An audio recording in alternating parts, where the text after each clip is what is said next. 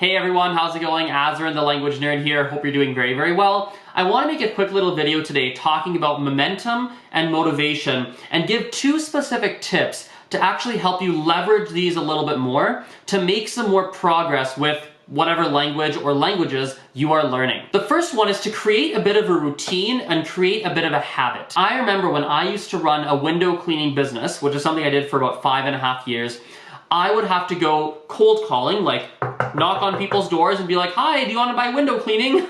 And I would also have to do a lot of phone calls. I would have to call people and be like, hey, do you want to get your windows done? Things like that. And sometimes those tasks would be difficult to make yourself do or force yourself to do them because you'd get a lot of rejection. It wouldn't be fun. In Calgary where I live, it can be very cold outside, and so you're like, I don't want to go outside and like knock on doors and do that. That doesn't sound like fun. I'd rather watch TV. I'd rather do blah blah blah blah blah blah blah. And one of the biggest things that helped me is when I'd have a good system essentially of like, okay, this day, this time, I sit down, I take out this paper, I move this stuff, I get my phone, I pull up my list, and every day, every Monday at 6 p.m. I sit down and I start the calls. Because essentially what would start happening is that once I did that, 4 times in a row, or 3 times in a row, or 6 times in a row, multiple times essentially, when Monday at 6 p.m. rolled around, it was an ingrained habit. It was something where I just sort of did it. It wasn't that I had to force myself as much anymore, because when Monday at 5:50, I'd be like, oh, better hurry up with dinner because I have to start my calls, or I have to start my cold calls, going knocking on doors. So in other words, when it's a habit, there's a little bit less friction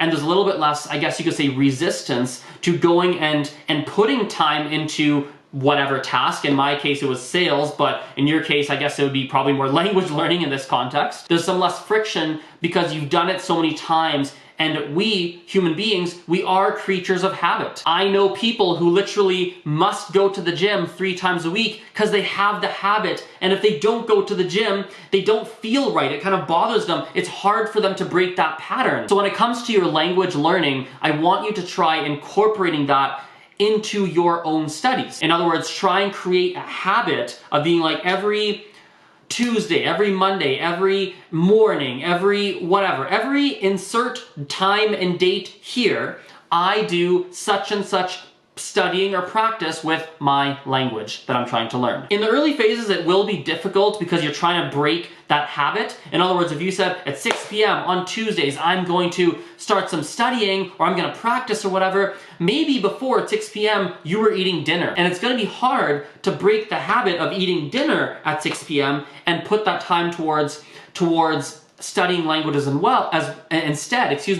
And so I'd be very mindful of what were you normally doing at the time where you've now decided you're going to do some studying or practicing, and be mindful that initially it's going to be hard to break that habit, but once you've done it 4, 5, 6 times, it's going to become a lot easier because you're going to form a new habit. Now, that being said, there's one thing I want to add to the conversation, and this is a little bit of a curveball. Sometimes having that habit and keeping it going for a long period of time, 8 months, 12 months, 24 months, like a long time, sometimes that's not easy to do, especially when life is this big, fluid, constantly moving entity. Our priorities are changing, different things are happening, right? There's always different plans coming up, there's travel things coming up, knock on wood, hopefully there's no emergencies, but sometimes emergencies happen that make us change our priorities. And for most of us, really, maybe even all of us, I would say, language learning is probably, if we look at it on the priority of things that we have, it's probably somewhere closer to the bottom of the list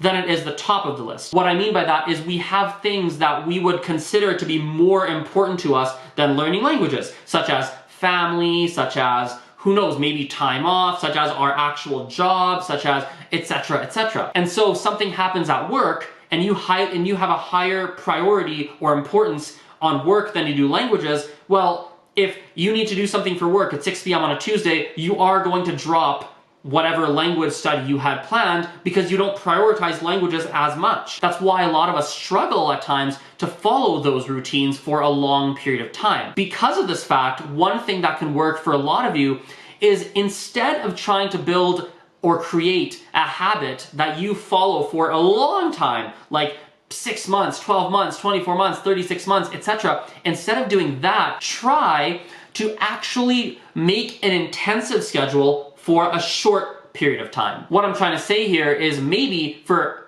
6 weeks, you decide you're going to do 20 hours of study every single week, and that's going to be your really intensive push for whatever language for that year. So for 6 weeks, you work really hard. You're doing your 20 hours a week. You do, what's 20 times 6? 120. You do your 120 hours of study in a very condensed period of time.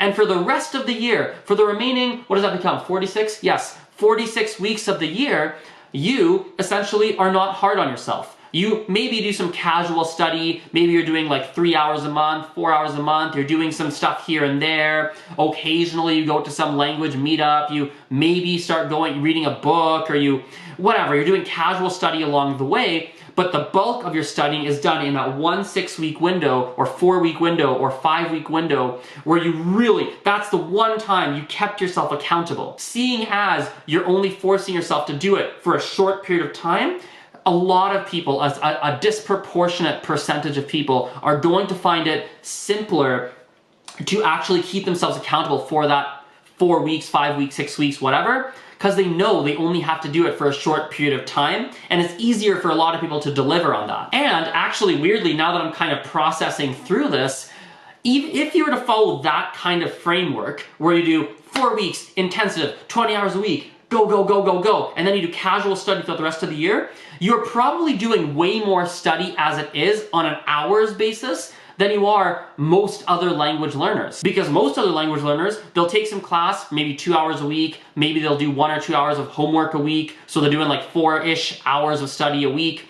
They do that for 3-4 months, they're going to quit, right? So they really only got, let's say, 36 to 48 hours of study in the year. They're gonna quit for a while, maybe near New Year's or right after New Year's, they get a resolution, they decide to jump back into it, and really, ultimately, they're only doing like 60 hours of study in the whole year. That's not a lot in 365 days. And so if you go 4, 5, 6 weeks, intensive, go, 20, 25 hours a week, that alone is gonna push you way more ahead than it would if you were to try and be consistent for the whole year and then you fell off the wagon. So actually, now that we're really getting into this video, maybe it makes more sense for a lot of you, if you've never tried it, to actually go do a short period of time very intensively and then not beat yourself up for the rest of the year. That actually might work for a lot of you. And here's the crazy part, I think it's gonna do a lot for at least a couple of you, a percentage of you. It's gonna help you a lot on the mental health side of things too. Because one thing that I know, maybe not all of you, but definitely a certain percentage of you do, is you basically tell yourself in your head that, oh man, when you're watching TV, for example, man, I should be studying languages right now. Why am I not practicing? I haven't done it in such a long time.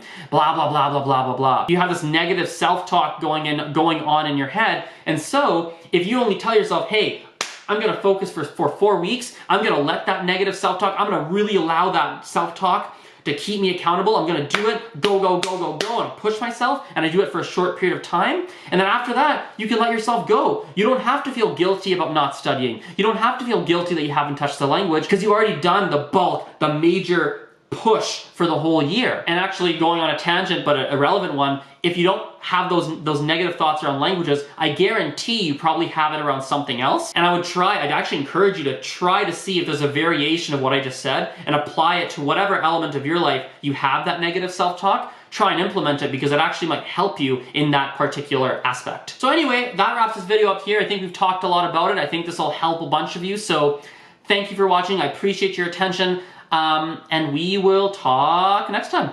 Bye for now, guys. See you.